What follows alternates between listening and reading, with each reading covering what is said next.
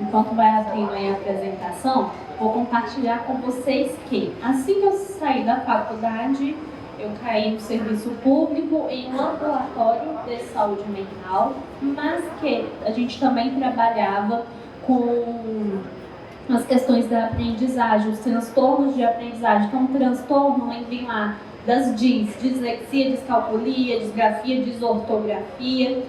E assim, por mais que eu tenha visto na faculdade, a gente viu ali a teoria, mas confesso que na minha época eu não vi muito da atuação.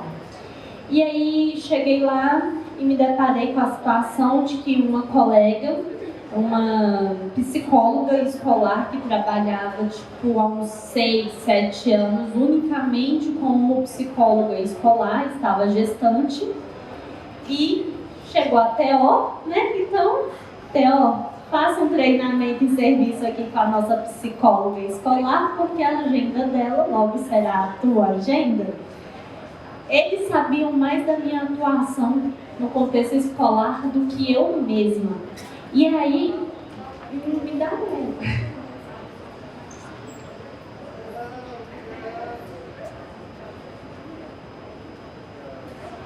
E aí eu caí nesse dilema, gente, no fim das contas, o que é a atuação do TO dentro do contexto escolar? Qual a diferença da minha atuação como TO e da atuação do psicopedagogo? No começo da minha prática, tinha momentos que eu ficava, gente, eu estou ensinando como psicopedagoga, não faz sentido isso aqui não tá legal. E aí foi onde começou a minha jornada nessa área aí da terapia ocupacional no contexto escolar, de realmente parar para estudar e entender qual que é a nossa linha, que hoje eu digo, não é uma linha tênue, é uma linha exatamente de dois opostos. O que uma psicopedagoga faz, uma TO não faz, e o inverso também é válido. Na época, para me achar nesse ambiente, fiz uma pós em psicopedagogia, então ficou muito claro ali o que eu poderia fazer enquanto psicopedagoga e o que a psicopedagoga não faria. E aí eu trouxe esse slide justamente para a gente ter essa conversa, né? Qual que é a diferença? Na prática, lá no SUS, é muito comum a família chegar para um atendimento com uma expectativa de que é aula de reforço, de que eu vou complementar as atividades da escola, que eu vou passar alguma tarefa para ensinar de uma forma mais lúdica ou dar algum instrumento ali para que aquele educando desenvolva aquelas habilidades pedagógicas. Isso é muito comum.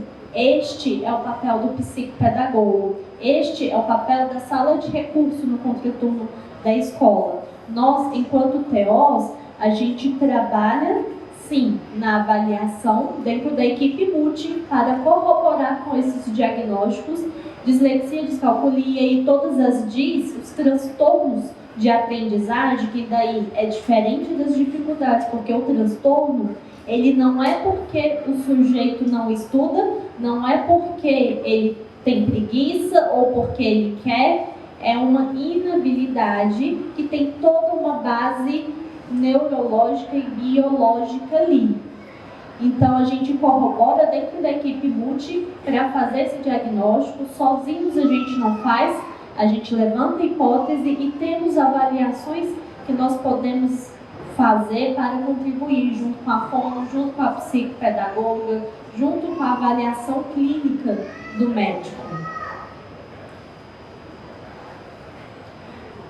Dentro do contexto escolar, a gente pode trabalhar desde a criancinha até o adulto, e ali eu coloquei até uma fotinha de um idoso, pensando assim, todos os ciclos da vida em que ele esteja estudando. A aprendizagem, aprender novos conhecimentos, isso é para a vida. É do dia que a gente nasce até o dia que a gente morre. Então, assim, na pré-escola, a gente tem um campo de atuação. Nas universidades, a gente tem um campo de atuação. Mas como que é essa atuação, né? principalmente na forma de consultoria colaborativa. Essa consultoria é realmente um olhar externo de um especialista que conhece as fases ali do desenvolvimento, que conhece as questões relacionadas à neuroaprendizagem, qual que é a base, o que é essa criança, o que esse adolescente precisa de pré-requisito, considerando a faixa etária dela, para aprender aqueles conhecimentos daquele ano escolar, para então orientar esse professor, essa equipe pedagógica a práticas mais assertivas. O que ele vai ensinar em termos de conteúdo, não sou eu que digo. Na verdade, já existe algo aí da legislação do MEC, já tem algo que é esperado para cada série, para cada ano escolar, mas a forma de passar esse conteúdo, às vezes numa sala ali de 40, é tranquilo e esse educando aprende. A maioria dos educandos vão pegar aquele conteúdo, mas quando a gente pensa num aluno de inclusão que tenha algum diagnóstico, e daí a gente vai pensar num aluno com autismo, um aluno que tem alguma deficiência ou que tem um TDAH, uma dislexia, ele precisa de um olhar diferenciado. E aí, esse olhar diferenciado, muitas vezes a escola precisa de um apoio de alguém da saúde para dizer, escola, esse cérebrozinho, ele funciona diferente. Ele aprende? Sim, ele aprende. Mas a forma desse aprendizado é diferente. Então, a escola precisa adequar as ferramentas de avaliação e as metodologias de ensino. Aqui eu coloquei um pouco de como que a gente pode alargar um pouco mais esse olhar da escola, principalmente da escola que é conteudista e tradicionalista. Então, o conteúdo é dado de uma certa forma, todas as disciplinas, é muito aula de conteúdo que vai explicando ali, e na hora da prova, para avaliar esse aluno, para o aluno passar e tirar notas no bimestre, são provas, avaliações fechadas. Isso para um aluno com dislexia, para um aluno que está dentro do espectro, isso é muito complicado. Então, sair um pouco dessa zona, que é o tradicional das escolas, e ter esse olhar mais voltado para uma avaliação que é contínua, essa avaliação da aprendizagem desse aluno não ser só naquele dia daquela prova, aquelas respostas que ele colocou naquele papel. A forma de avaliar não ser somente as provas. Tem prova? Tem prova, mas tem outras formas de avaliar. Daí entram os trabalhos, entram seminários e várias outras possibilidades que a escola pode usar. Além disso, ter prova tem, mas precisa ser uma prova adaptada para a necessidade desse educando. Não é justo a nota dele ser baixa por conta de uma inabilidade que ele tem. E aí aquela nota não vai expressar de fato se ele aprendeu ou não determinado conteúdo acadêmico. Vamos pensar ali num aluno com algum transtorno de aprendizagem. As DICs. Vou pegar a dislexia de exemplo. A prova dele não pode ser a mesma prova dos demais alunos da turma. Em termos de conteúdo, é o mesmo. Lembrando que para diagnóstico de transtorno de aprendizagem, é descartado que tem algum déficit cognitivo, ou seja, inteligência normal. Ele vai aprender o conteúdo curricular que o MEC propõe para aquela série normalmente. Mas a forma desse professor, a forma da escola aplicar as provas, isso precisa ser diferenciado. Tanto é que pela legislação, todo transtorno de aprendizagem faz jus a direitos no momento das provas ali, de concurso, Enem, PAS, vestibular, o conteúdo é o mesmo, essas provas avaliativas de PAS, Enem, vestibular, concurso, inclusive a forma de cobrar a prova, isso daí é a mesma, a gente não tem como cobrar que sejam feitas provas diferenciadas para abarcar aquela necessidade, diferente do que a gente consegue ainda na escola, nesse momento de preparação, mas lá no concurso, lá no vestibular Enem, esses candidatos, eles têm direito a ledor, a transcritor, eles têm direito a tempo adicional para fazer essa prova e fazer essa prova em um lugar separado dos demais candidatos. Para isso, precisa de relatório, para isso precisa estar em acompanhamento com uma equipe multidisciplinar. Mas nem todo mundo sabe disso. Então, daí vocês já entendem e percebem que essas pessoas, esses indivíduos que têm algum transtorno de aprendizagem, eles precisam de um olhar diferenciado. E aí, esse olhar diferenciado, quando ele acontece desde as séries iniciais, a gente consegue preparar essa pessoa para a vida lá na frente, futura, para ela se colocar no mercado de trabalho de uma forma muito mais assertiva. Numa palestra que eu dei sobre esse tema numa escola, alguns professores levantaram a mão e me questionaram: poxa, por que na escola eu vou adaptar este conteúdo, sendo que quando ele for adulto, lá no concurso, para entrar na faculdade, ele não tem uma adaptação de conteúdo? Isso é verdade. No entanto, quando eu faço isso no âmbito escolar, desde as primeiras séries, eu estou garantindo a esse sujeito que, de fato, ele aprenda todo o conteúdo que é esperado para o indivíduo naquela faixa etária, para que ele tenha bagagem e estrutura, amadurecimento cognitivo, para quando chegar lá na vida adulta, conhecimento pré-requisito ele tem. E aí agora ele tem uma maturidade que a criança e o adolescente eles não têm. Lembrando que maturidade, eu falo ali de uma maturidade cognitiva, que é essa parte da frente do nosso cérebro, córtex pré-frontal, que só termina de se desenvolver ali no torno dos 21 anos. Então veja, antes dos 21 anos, tem que o slide já passou, tem tudo.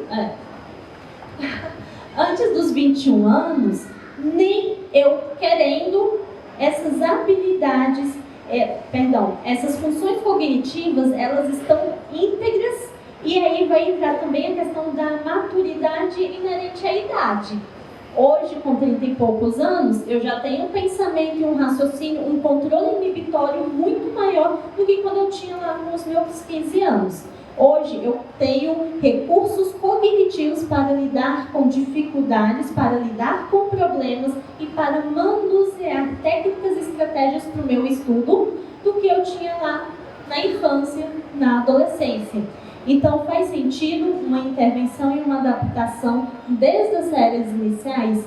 Faz, e é muito importante isso. Mesmo que lá na frente a gente não tenha essa adaptação por este motivo, mas ele é assegurado por lei a todas essas garantias de tempo adicional, ledor, transcritor, que ele já tem essa bagagem de conteúdo. Então ele não fica de fora, digamos assim, para concorrer em pé de igualdade com os demais candidatos. Aqui eu coloquei mais um pouquinho da questão da avaliação escolar, que daí esse exemplo que eu dei é onde a gente tem um entrave muito grande com a escola, com a equipe pedagógica de compreender essas necessidades, e aí eu coloquei como sendo realmente uma engrenagem, onde uma coisa ela acaba influenciando nas demais áreas dentro do contexto escolar, pensando que a gente não tem só uma disciplina, dependendo da faixa etária, são 9, 12 disciplinas. A escola é um turno inteiro, 5 horas, e isso quem não faz escola integral, né? Então o contexto escolar todo, ele é muito amplo, e dentro disso a gente tem muito campo para atuar. Aqui eu coloquei o que de principal ali a gente leva para a escola, que é os princípios do desenho universal da aprendizagem. Hoje nós já temos o que é preconizado pelo desenho universal da aprendizagem, no entanto, na prática a gente pouco vê. Muito por questões da tradição das escolas e da formação desses professores que na sua época não tiveram acesso a essa pedagogia que é mais recente. E aí, esse desenho universal é justamente a ideia de ser universal para todos os alunos. Isso vai beneficiar 100% da turma, independente de ter diagnóstico ou não, independente de um transtorno de aprendizagem ou de uma dificuldade de aprendizagem. Se a gente conseguisse implementar que a forma de apresentar esse conteúdo, a forma de estimular essas áreas do cérebro fossem consideradas de forma independente do diagnóstico, a gente teria uma inclusão inerente a um laudo, que é uma das questões que a gente tem uma barreira muito grande de acesso na escola, porque nem todo aluno que tem alguma dificuldade de aprendizagem consegue acesso a uma equipe multi na rede pública e nem todos têm condições financeiras de bancar essas avaliações no particular, na rede privada. E aí, quando a escola traz essa questão da necessidade do laudo para fazer uma adaptação pontual àquele aluno, essa é uma dificuldade. Mas aí é uma outra questão de legislação que a gente tem aí com a Secretaria de Educação, que ela é uma questão que é inerente ao que a gente vai conseguir fazer. Mas quando a gente leva essa proposta para dentro das escolas, eu tiro essa barreira, porque eu não preciso de um laudo e eu não faço uma intervenção pontual para beneficiar o aluno. Eu vou trazer esse olhar de mudanças na forma do ensino, de mudanças na forma de avaliar para a turma toda, que vai beneficiar não só o meu aluno de inclusão, mas toda a turma. Além disso, a gente trabalha com tecnologias assistivas, né? Então, ali no desenho, a gente pode pensar um pouco em comunicação alternativa, a gente pode pensar naquele aluno que tem uma deficiência física, então, um aluno que é surdo, que tem baixa visão, ou mesmo a cegueira. Podemos trabalhar com a questão da avaliação e adequação postural. É extremamente importante para alunos que têm deficiências nós avaliarmos o ambiente, a acessibilidade desse ambiente. Então, é mais uma área de atuação do TO. Alguns exemplos de instrumentos, de recursos que a gente pode utilizar para facilitar a participação desse educando nas atividades escolares. Então, se é uma dificuldade motora para a escrita, não é por conta dessa dificuldade que ele não vai ser alfabetizado, não é por conta dessa dificuldade que ele vai deixar de pegar no lápis e de escrever. A gente pode entrar com recursos. Existem várias formas desses recursos, existem formas de comunicação alternativa. Eu coloquei ali um aplicativo que eu gosto bastante, uso muito na clínica, porque ele tem a parte da comunicação alternativa, mas tem também atividades para estimulação cognitiva. Então, é uma coisa bem prática. Dentro da escola, a gente vai pensar numa acessibilidade e numa educação que é inclusiva, que é o acesso às escolas para todos, independente de deficiência, independente da idade, do nível socioeconômico. Então, a gente tirar todas essas barreiras e, de fato, promover o acesso integral e a todos. Aqui eu coloquei um pouco da diferença entre transtorno de aprendizagem e as dificuldades de aprendizagem. Os transtornos eu já falei bastante, né, que são as DIS. As dificuldades mesmo...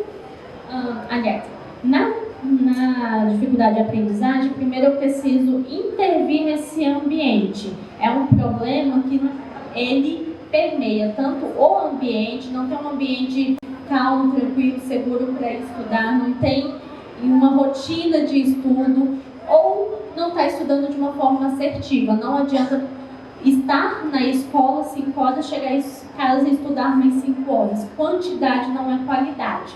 É isso que eu falo muito com os pais, que às vezes cobra, nossa, mas meu filho não faz 1 hora, não faz 2 horas de estudo. Não, tem que fazer pelo menos 2 horas diárias. Quantidade não é sinônimo de qualidade, quantidade não é sinônimo de aprendizagem. Então, trabalhar a forma que esse aluno estuda, a forma como ele está considerando, a forma como ele aprende, porque a minha forma de aprender não é igual à forma de nenhum aprender, isso eu avalio na clínica, no consultório, para dar orientações assertivas para aquela pessoa em específica. E aí, quando eu faço essa avaliação e essa intervenção no ambiente e na forma dela estudar, eu consigo bons resultados. Então, não é um transtorno de aprendizagem, é realmente uma dificuldade. O meu tempo acabou, aqui é só umas causas, as causas de transtornos e dificuldade de aprendizagem. Então, se esse aluno está pedindo ajuda, está pedindo um help por todas essas questões que a gente conversou, ele precisa de um terapeuta ocupacional no contexto escolar. Muito obrigada mais uma vez.